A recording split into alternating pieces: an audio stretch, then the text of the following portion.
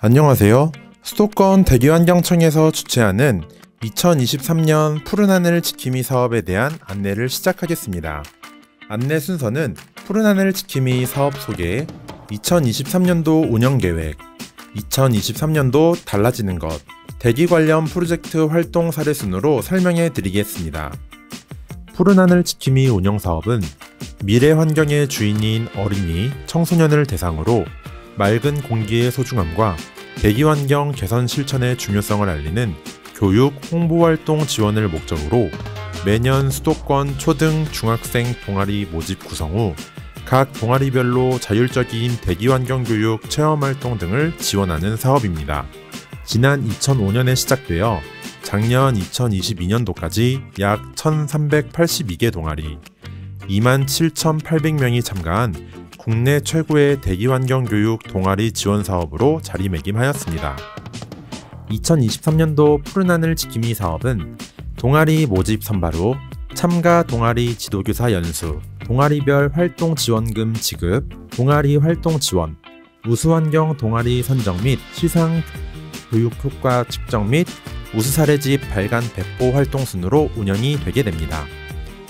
먼저 동아리 모집 선정 단계에서는 홍보활동을 통해 수도권 소재 초등학생 및 중학생 동아리 25개를 선정하게 됩니다. 선정된 동아리는 선정일로부터 2023년 10월 31일까지 대기환경 주제의 지역 또는 학교별 특성에 맞는 이론 체험 교육 및 자율적인 프로젝트 활동을 운영하게 됩니다. 참가 동아리의 활동을 지원하기 위해 각 동아리별 150만원의 활동 지원금을 지급하고 지도교사 대상 연수를 진행합니다. 또한 활동 결과 심사를 통해 총 6개의 동아리를 선발하여 환경부 장관상, 수도권 대기환경청장상 및 상금을 수여합니다. 참가 신청 방법은 2023년 3월 31일까지 참가 신청서, 활동 계획서를 작성 후 이메일로 접수해 주시면 됩니다. 서류 양식은 수도권 대기환경청 또는 한국환경교육협회 홈페이지에서 다운로드 받으실 수 있습니다. 문의사항은 영상에 보이시는 전화, 카카오톡 오픈 채팅을 통해 문의해 주시면 됩니다. 참가 동아리 선정은 제출해 주신 활동 계획서 기재 내용에 대한 심사를 통해 이루어지게 됩니다. 심사 기준은 주제 연관성, 독창성, 실현 가능성, 성과 확산 등입니다. 2023년에는 지역사회 및 학교 중심 대기 관련 프로젝트 활동 실시 여부에 따라 가산점을 부여하게 됩니다. 심사를 통해 참가 동아리로 선정된 동아리는 4월과 5월 중에 개최될 예정인 지도교사 대상 연수에 참여하시게 되며 이후 제출해 주신 활동 계획에 따른 동아리 활동을 운영해 주시면 됩니다. 10월 말에는 결과 보고서를 제출해 주셔야 하며 제출해 주신 결과 보고서를 서면 심사하여 우수활동 동아리 6개를 선정하게 됩니다. 이 6개 동아리는 11월에 개최될 예정인 우수활동 동아리 결과 발표 대회에 참가하여 최종 입상 순위를 결정하게 됩니다. 활동 지원금은 효율적이고 편리한 사업비 집행 관리를 위해 지도교사의 은행 계좌로 입금되며 활동 종료 후 소정의 지원금 집행 내역서와 증빙 자료를 제출해 주셔야 합니다. 부적정한 용도로 지원금 사용 시 해당 금액이 환수 조치될 수 있으며 사업 계획과 실제 추진 내용이 다를 경우에는 지원이 중단될 수 있습니다. 동일한 활동으로 타 기관으로부터의 중복 지원은 절대 불가하며 이 경우 지원금을 환수할 수도 있습니다. 2023년에 달라지는 것으로 첫째, 기존의 활동 지원금이 100만원에서 150만원으로 증액되었습니다. 둘째, 주제였던 대기환경과 탄소중립에서 탄소중립을 제외하여 보다 대기환경 중심의 활동을 강화하고자 합니다. 셋째, 기존의 각 동아리에서 필수적으로 수행하셔야 했던 필수 과제를 없애고 주관단체에서 제시해드리는 대기 관련 프로젝트 활동 사례를 활용한 프로젝트 활동을 해주셔야 합니다. 이는 제시된 필수 과제를 단순하게 몇 회 수행했다라는 활동에서 벗어나 지역 또는 학교별 특성에 맞는 자율적이며 창의적인 활동을 강화하기 위함입니다.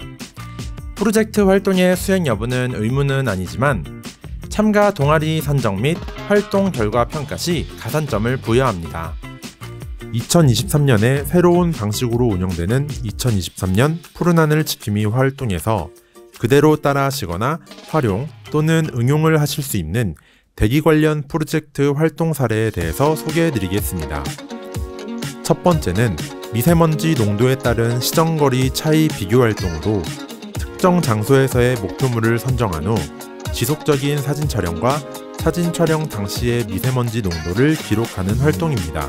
유의해야 될 점으로는 사진 촬영과 미세먼지 농도 기록으로만 끝나면 안 되고 반드시 결과 해석 및 결론 도출을 실시해야 된다는 것입니다.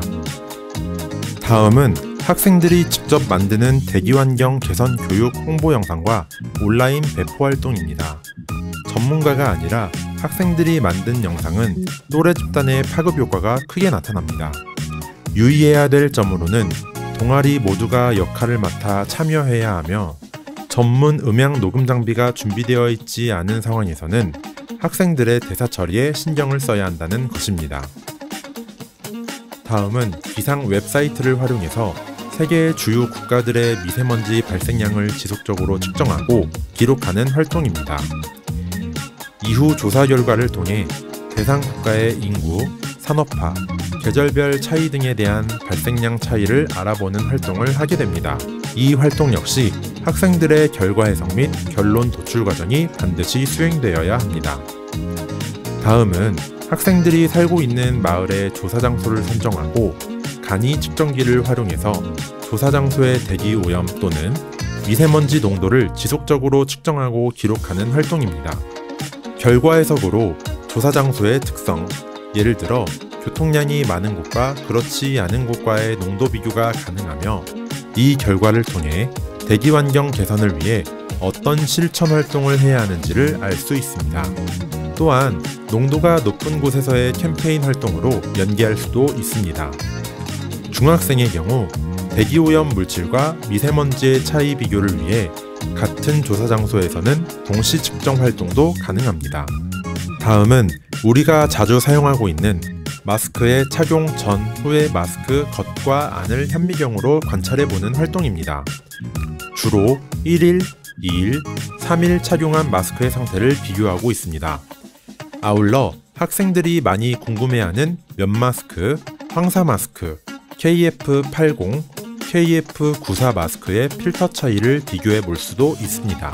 이 활동을 통해 마스크 착용의 중요성과 적절한 교체 시기 등에 대한 결론을 도출할 수 있습니다. 다음은 공기를 정화시켜주는 기능이 있다는 공기 정화식물의 원리와 능력을 알아보는 활동입니다. 밀폐된 실험 용기 두 곳에 같은 식물을 넣어두고 미세먼지를 발생시킨 곳과 미세먼지가 없는 곳의 시간 경과에 따른 미세먼지 농도를 측정해보는 실험입니다. 아울러 비슷한 실험 방식으로 학교에 있는 식물 중 가장 공기 정화 능력이 뛰어난 식물을 알아보는 실험을 하실 수도 있습니다. 이 활동을 통해 공기 정화를 위한 식물의 역할과 중요성 인식 등의 결론을 도출할 수 있습니다. 마지막으로 밀폐된 실험 용기에 같은 식물을 넣어두고 지속적으로 농도가 다른 미세먼지를 발생시켰을 경우 식물의 성상 및 공변세포의 차이를 비교해보는 활동입니다. 이 활동을 통해 미세먼지가 식물에 미치는 영향에 대해서 알아볼 수 있으며 나아가 인간에게 미치는 영향도 추론해 볼 수 있습니다. 수도권 초중학생 동아리에 많은 참여 바라겠습니다. 감사합니다.